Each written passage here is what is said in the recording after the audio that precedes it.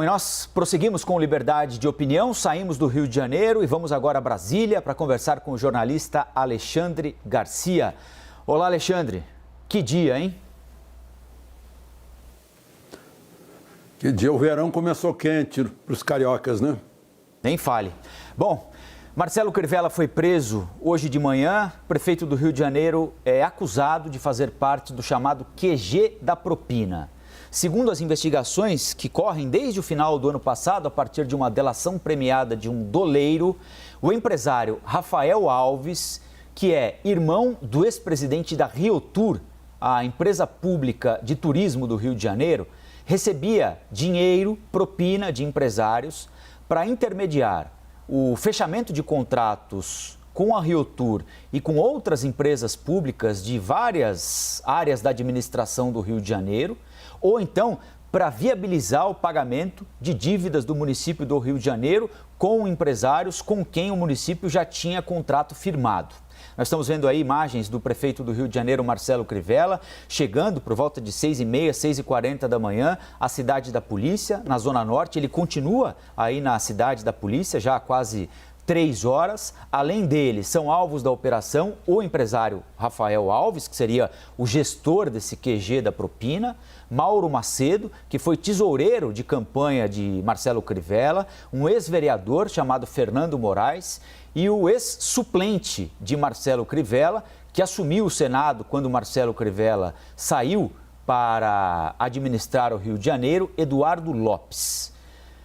Alexandre, em novembro, nós fizemos sabatinas com os candidatos à prefeitura de algumas das nossas principais capitais e eu entrevistei o então candidato à reeleição, Marcelo Crivella, perguntei a ele sobre a denúncia do QG da propina. Ele, obviamente, negou e chamou a investigação de fofoca. Queria que você falasse sobre tudo isso e como chegamos ao dia de hoje, Alexandre. Pois é, primeiro, pobre Rio de Janeiro, né? Tem uma lista aí de gente que descumpre a lei e é pega pela lei. Mas a prisão do prefeito Crivella, que surpreende nesse momento, faltam 8 dias para ele passar o cargo. Se passasse o cargo e depois fosse preso, talvez não desse toda esse espetáculo midiático. Quando a pessoa é presa assim no curso de uma investigação, é porque ou está pressionando testemunha, ou está apagando provas, ou está obstruindo a justiça. Um desses motivos. A gente não sabe o motivo, mas é um desses motivos. O estranho é que tenha havido assim um aparato midiático na frente da casa dele antes de a polícia chegar. No momento em que o Ministério Público do Rio de Janeiro está com a sua lista tríplice aí para decidir querer que seja escolhido o primeiro da lista tríplice como procurador-geral. Pode ser que não tenha nada a ver uma coisa com a outra, pode ser que seja uma demonstração de poder, né? Coincidentemente, uma cobertura completa de quem não gosta do prefeito Marcelo Crivella. Parece que tem o famoso circo midiático que a gente lamenta tanto, né? Os que somos da mídia lamentamos, porque é uma condenação prévia das pessoas, né? No momento que elas são mostradas sendo presas, né? Ainda que sejam soltas depois, ainda que sejam inocentadas depois, fica parecendo aquela coisa que entrou no Diário Oficial agora. Artigo 331, se não me engano, do Código Penal de 1940, que foi mudado pelo Congresso Nacional e que saiu agora no Diário Oficial, né, mostrando que uma denúncia que provoque um inquérito, que provoque um inquérito administrativo, que seja denúncia até de falta de ética ou de crime, acaba sendo qualificada como denunciação caluniosa. Digamos que não seja esse caso, mas veja só como já se tenta proteger a pessoa, né, desse tipo de condenação prévia. A pessoa depois é inocentada, mas não adianta mais. Pode ser o caso dele, pode ser que não. Então, a gente confia nas autoridades que estão levando esse caso a tal ponto que foi decretada uma prisão sem esperar que ele passasse o cargo. Só que tem que se registrar aqui que fica meio estranho, né, essa série de coincidências. Né? E, de novo, eu digo, pobre Rio de Janeiro. Né? Houve um episódio parecido com a prisão do ex-presidente Michel Temer em São Paulo, pela força-tarefa da Operação Lava Jato no Rio de Janeiro também, né? Uma prisão determinada pelo juiz Marcelo Bretas, né? O caso de Michel Temer foi um desrespeito enorme a um ex-presidente da República. Né? E está aí. Denúncia vazia. Quem é responsável por isso? Né? Acho que tem aí a lei já prevê isso também. Né? Não pode a lei tolher as autoridades de pegarem os bandidos, mas é para pegar bandido. Né? E na área política essas coisas são muito tênues. Né? Então, sim, foi preso, vamos esperar o resultado das investigações, né? Se ele estiver envolvido, que pague, e se ele não estiver envolvido, a gente teria que se perguntar a nós, né? Olhar para dentro e perguntar, vale a gente expor uma pessoa à prisão? Né? Claro, a resposta vai ser, sim, a gente acredita no Ministério Público, né, que está conduzindo as investigações, a pessoa que foi... E o Tribunal de Justiça do Rio de Janeiro, lá a Câmara que decretou, que autorizou a prisão, né, também deve ter tido motivos suficientes oferecidos pelo Ministério Público para executar essa prisão. Deve estar enquadrado em alguma dessas questões aí de intimidar testemunha, ou destruir prova, ou obstruir o trabalho da justiça. Lembrando que ninguém, por enquanto, teve acesso às razões para a prisão do prefeito Marcelo Crivella, porque, como eu lembrava agora há pouquinho, não há formação de culpa ainda, ele não foi submetido a julgamento pelo Poder Judiciário, nem ele, nem nenhum dos outros presos hoje, e geralmente, como o Alexandre lembrou, quando alguém é preso no curso de uma investigação é porque está atrapalhando a investigação, usando o poder que tem para coagir testemunhas, destruir provas. Agora, como o caso de Marcelo Crivella corre sob segredo de justiça, nós não sabemos exatamente se ele se enquadrou em algumas dessas circunstâncias para que o Ministério Público pedisse e o Poder Judiciário autorizasse a prisão dele, Marcelo Crivella, a poucos dias de passar o mandato para Eduardo Paes, que já desde cedo se manifestou em redes sociais, Alexandre, e ele foi muito cauteloso, né? Eu lembrava aqui mais cedo, o Rio de Janeiro teve uma das campanhas mais violentas, especialmente no segundo turno, né? Com acusações mútuas entre os concorrentes, você vai ser preso, você vai para a cadeia, um acusando o outro de corrupção. Foi uma campanha num nível, acho que baixo, né? Para o eleitor carioca conseguir formar uma ideia de quem tinha mesmo a melhor proposta para administrar o Rio de Janeiro. Mas já eleito, o prefeito Eduardo Paes preferiu não citar o nome de Marcelo Crivella, não falar na prisão e demonstrar preocupação exclusiva com a transição de governo. Porque, embora faltem só 9 dias, esse processo fica comprometido, não é, Alexandre? E no Rio de Janeiro, que é uma cidade quebrada, com um governador em exercício no cargo, com os números de pandemia piorando bastante. Parece que bateu uma praga sobre o Rio de Janeiro, né? Já que a natureza é tão bela, né? Eu vou complicar a vida de vocês aí, né? Eu lembro de uma frase que eu ouvia muito em determinada época. Veja só como o Brasil é estranho. Mato Grosso elege Roberto Campos e Rio de Janeiro elege Juruna, né? Há uma inversão, né? Isso para dizer que eleição não é brincadeira, eleição é algo sério, né? A gente procura eleger os melhores e Rio de Janeiro parece fadado aí a eleger gente que acaba presa, né? Eu ouvi aí a lista que você deu, né? Que vai desde o Moreira Franco, que Brizola chamava de gato angorá, né? Aí vai Rosinha Garotinho, o Antônio Garotinho, o Sérgio Cabral, o Pezão, né? O pessoal da Assembleia Legislativa, né? Do Tribunal de Contas do Estado, é uma coisa incrível, né? É de se pensar por quê, por que razão há essa contaminação, essa epidemia de corrupção, de achar que todo mundo é esperto, todo mundo é malandro. E todo mundo é malandro, todo mundo é esperto, ninguém sai ganhando, todo mundo sai perdendo. O segredo é ficar dentro da lei, agir dentro da lei, né? E essas coisas são... Não é... O que é o Rio de Janeiro? O Rio de Janeiro é o eleitor do Rio de Janeiro, é o povo do Rio de Janeiro, são os políticos do Rio de Janeiro. Então, talvez isso chame atenção. Eu não sei se chama atenção porque, como eu lembrei o outro dia, né, arrastaram o menino João Hélio pelas ruas do Rio de Janeiro e uma semana depois fizeram carnaval. Então, é uma coisa complicada, né, complicada para resolver.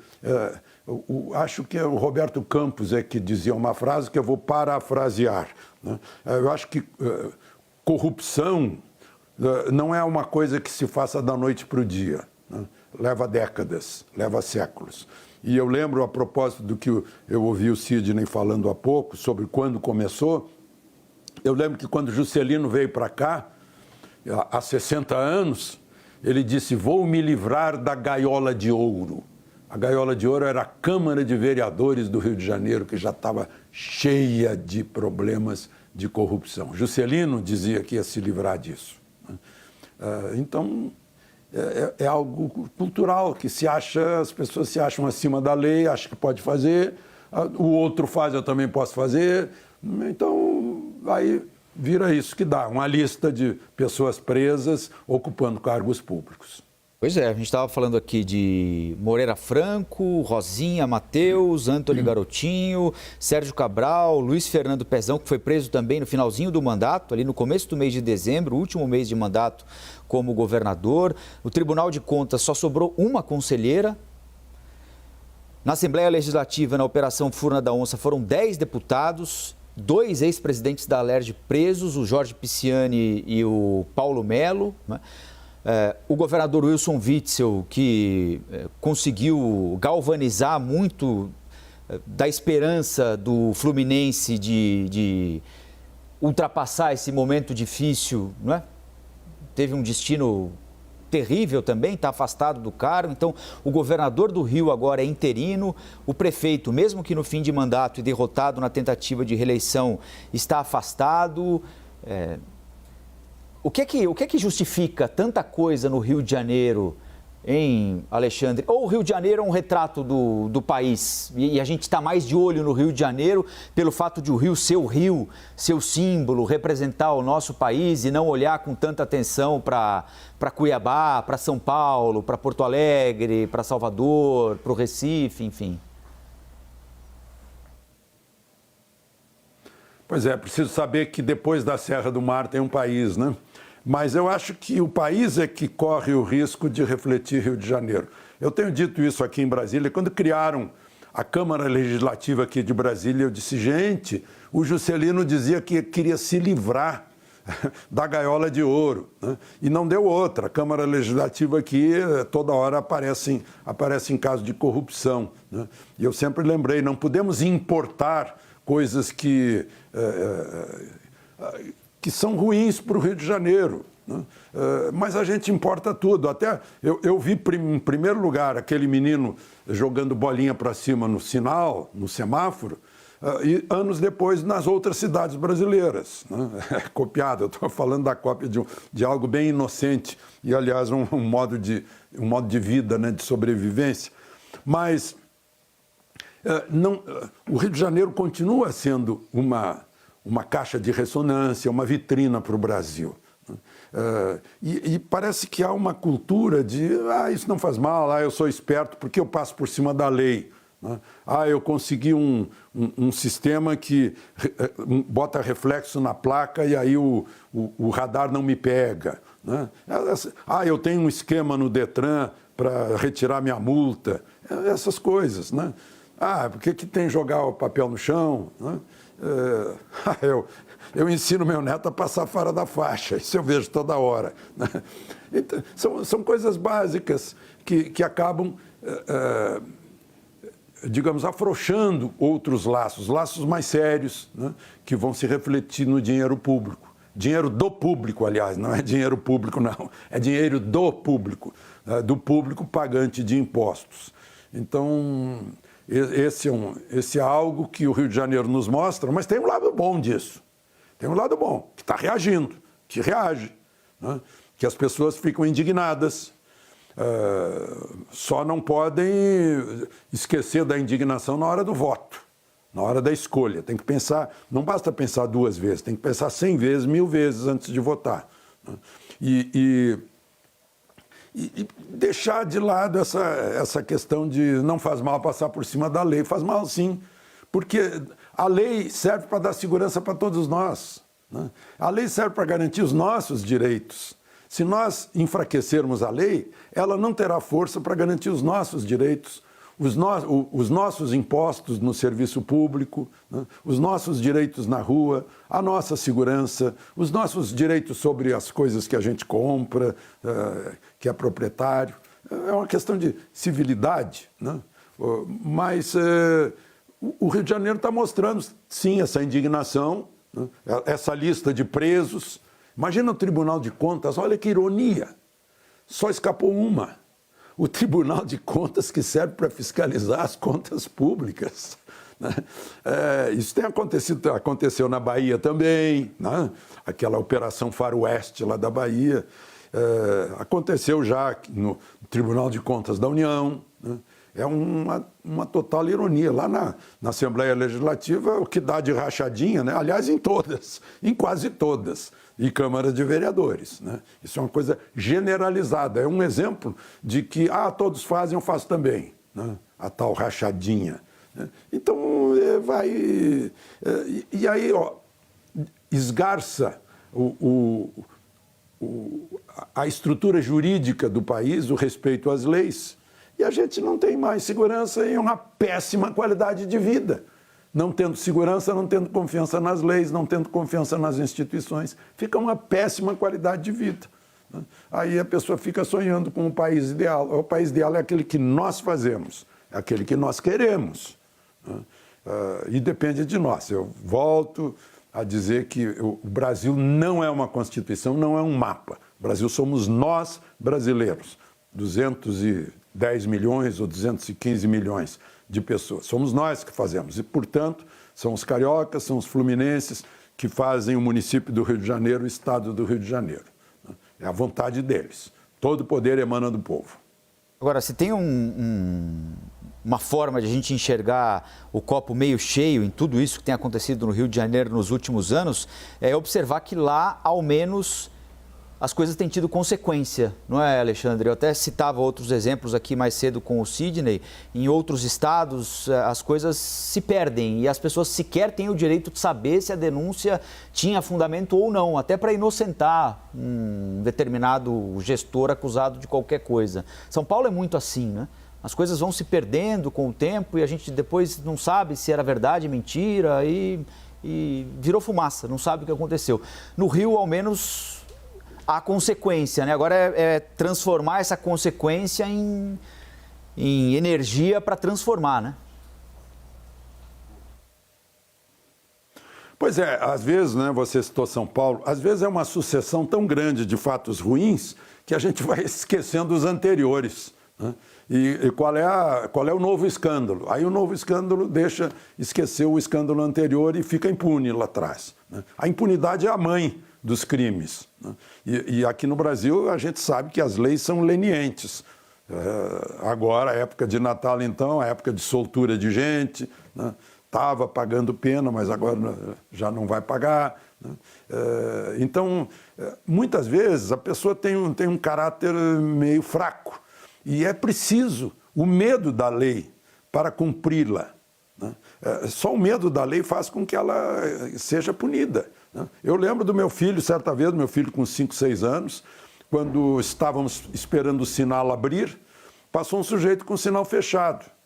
E o meu filho me perguntou, pai, como é que ele passou no sinal vermelho e não foi punido? E aí eu respondi, meu filho, a culpa é minha, eu botei você no mundo aqui nesse país em que crime e castigo não tem muita relação, né?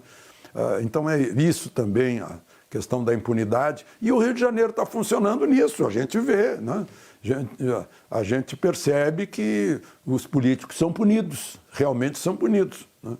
Lá em São Paulo, o político, a Câmara de Vereadores dá 46% de aumento para o prefeito, né? E lá no Rio de Janeiro, a polícia prende o prefeito. Então, tem essas diferenças, essas características, mas sim, o Rio de Janeiro tem que se indignar, né? Eu sei que as conversas de hoje no Rio de Janeiro certamente serão a propósito dessa prisão do prefeito. E que não fique só na conversa, vá também na vontade, a vontade de exercer o poder, né? Que é a fonte do poder é o povo, está lá escrito na Constituição, e a gente exerce esse poder na hora do voto, mas também fora da hora do voto, também exerce nas ruas, né? Agora, é preciso aquilo que falamos lá no início, ter cuidado de não condenar previamente as pessoas, esperar que siga, como você lembrou, Colombo, siga o devido processo legal. Alexandre, um ótimo dia então, muito obrigado por mais um Liberdade de Opinião e nós voltamos a conversar, hein? Aproveitem o dia.